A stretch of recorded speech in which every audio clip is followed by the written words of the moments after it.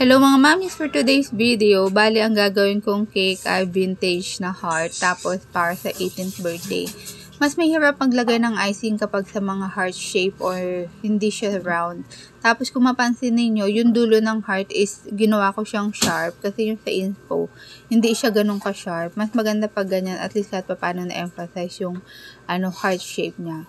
Pag sa mga ganitong vintage na cake nga pala, ang hirap minsan hulaan yung tip na ginamit kapag titignan mo sa inspo. Diyan nga sa parang palace na yan, slightly nag-struggle ako dyan kasi nga medyo naka-chilled yung icing ko, kaya matigas siya i-apply. Ay ang sa taas na border na pink, inulit ko pala yan kasi nga sabi ko parang medyo iba yun na sa sample, mas malaki. Kaya kung mapansin nyo yung part na yan is medyo malaki na siya. Tapos, ganyan lang siya. Yung kulay nga pala niyan is medyo madilaw-dilaw siya. Kasi parang siyang buttercream yung sa inspo. Kaya lang, whip frosting lang yung ginamit ko dyan. Kaya, kinumpine ko lang yung brown at saka yellow para kahit pa paano mahabol ko yung pinaka-sample niya.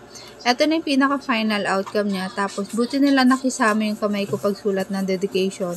Kahit pa paano na-i-align ko siya sa gitna and hindi ako nagkamali. Mas mahirap kasi magsulat na ganyan kapag may border na talaga siya eh. So, ito na yung kinalabasan niya. Ang size nga pala nito ay umabot ng 7x4 pero 7x3 lang yung nasa usapan namin.